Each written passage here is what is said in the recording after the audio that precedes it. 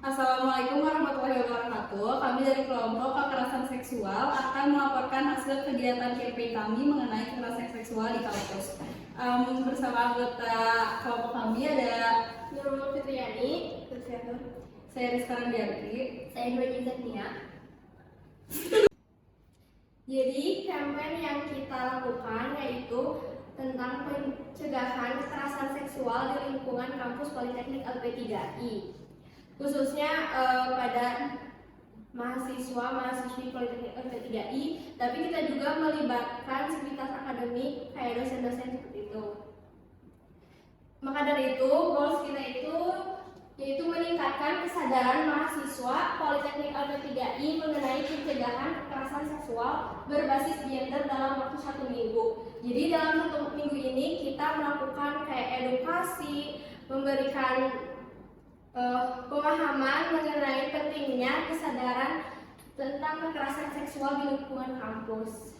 Karena di luar sana banyak sekali berita mengenai kekerasan seksual di kampus. Jadi kita juga sebagai mahasiswa perlu adanya pengetahuan tentang pencegahan kekerasan seksual di kampus, dan juga kalau ada kasus kita juga dapat mengetahui gimana cara penanganannya melalui campaign ini. untuk objektif yang pertama yaitu 50 mahasiswa LP3I mendukung untuk mencegah kekerasan seksual dalam waktu 1 minggu. Lalu yang kedua, 50 mahasiswa LP3I berpartisipasi dan terlibat kampanye dalam waktu 1 minggu.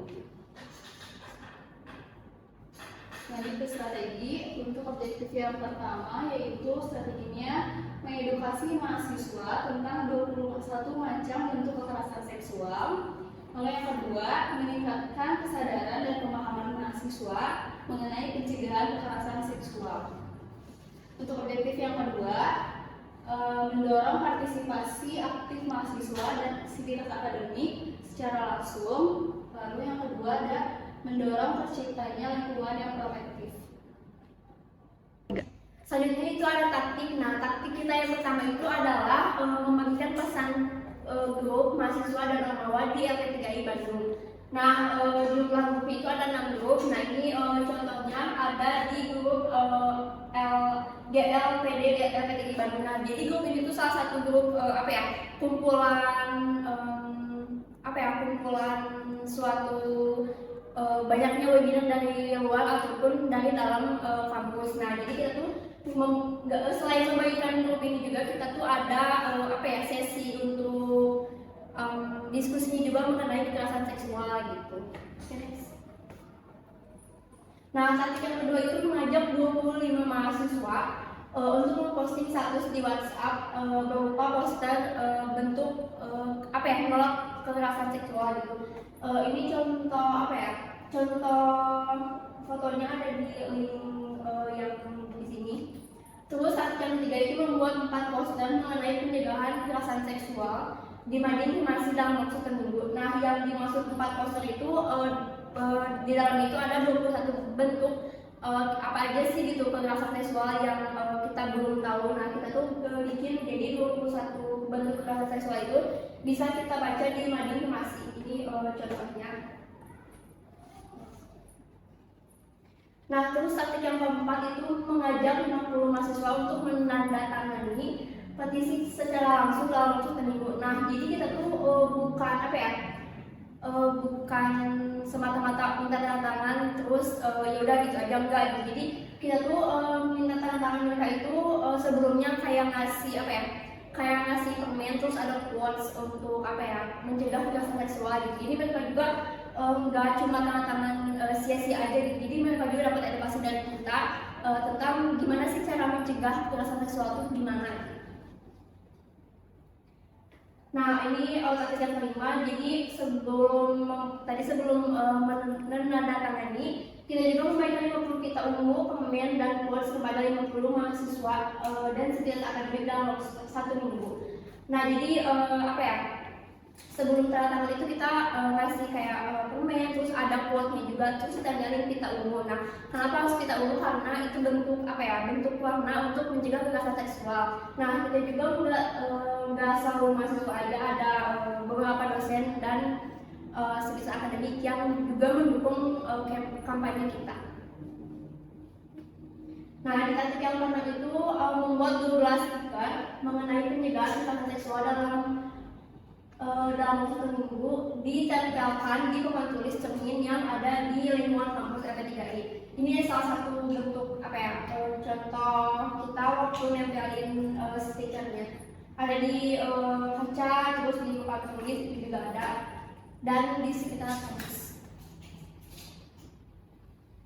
Oke, taktik yang ketujuh itu membuat konten berupa animasi diposting di story Instagram masing-masing. Nah, ini juga kenapa alasan rencana kita tuh tadinya mau bikin akun Instagram kampanye kita sendiri, cuma karena terbatas waktu juga, dan juga kita nggak punya akun yang followersnya tuh banyak yang bisa dilihat, terus nggak punya akun yang emang bisa dilihat semua mahasiswa di kampus kita. Jadi kita tuh solusinya kita pakai IG masing-masing. Jadi masing-masing tim kita ngeposting suatu konten. Ini contoh kontennya. Nah, ini insight dari siapa aja sih yang ngelihat konten kita. Nah, ada beberapa lebih banyak gitu dari target kita kan, target kita 50 mahasiswa, jadi bisa lebih mengembangkan lagi dari 50 mahasiswa itu. Oke, taktik yang terakhir membagikan link kuesioner via WhatsApp ke grup mahasiswa reguler dan non reguler P3 angkatan 2021 dan angkatan 2022. Nah, jadi setelah kita berkampanye bagi komen, terus quotes, terus memposting konten juga. Nah, kita terakhir nge-share link kuesioner. Jadi seberapa penting sih mencegah kekerasan seksual di kampus, terus juga seberapa penting sih pemahaman teman-teman di kampus juga setelah melihat atau mengikuti kampanye dari kami. Ini linknya.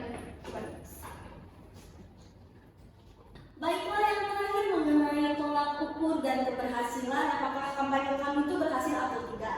Kita di sini ada 2 tolak ukur. Yang pertama itu 50 mahasiswa mengisi kuesioner mengenai pencegahan kekerasan seksual. Dilihat dari tolak ukur ini, kami nyatakan berhasil dikarenakan dari kuesioner yang kami sebarkan ke mahasiswa non reguler dan reguler telah terisi sebanyak 25 responden atau yang berapa.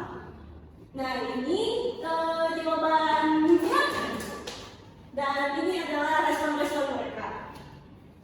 Lalu yang kedua yakni 50 mahasiswa menandatangani petisi menolak kekerasan seksual di kampus. Ini tercapai karena dalam petisi kami telah terkumpul sebanyak 50 tanda tangan petisi.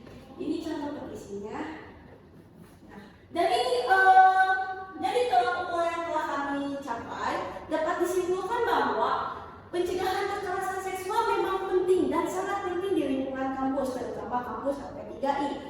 Dengan memberikan wawasan dan juga edukasi terhadap mahasiswa maupun sivitas akademik, itu dapat mewujudkan lingkungan kampus yang bebas dari kekerasan seksual. Namun, alangkah baiknya bila kampus maupun kita sebagai mahasiswa di kampus Politeknik LP3I sama-sama mendukung dan mewujudkan kampanye yang kami laksanakan. Nah, untuk hal yang bisa kami capai untuk di masa kedepannya, kami harapkan ada kampanye serupa yang lebih jangka panjang, tidak berpuluh-puluh hanya 1 minggu, tapi berkepanjangan untuk menjadikan kampus menjadi bebas dari kekerasan seksual. Selain itu juga, setidaknya kampus bisa memberikan fasilitas yang baik untuk pengaduan mengenai kekerasan seksual. Untuk kerja yang kami inginkan juga dari kampanye ini, kampus lebih aware atau lebih peduli terhadap memberikan edukasi mengenai kekerasan seksual. Jadi tidak hanya mengedukasi mengenai materi kampus saja, tapi mengenai hal-hal seperti kekerasan seksual dan hal isu negatif lainnya, isu sensitif lainnya. Dari kelompok kami mungkin segitu yang kami sampaikan. Mohon maaf bila ada kesalahan kata dan perbuatan. Wabillahi taufiq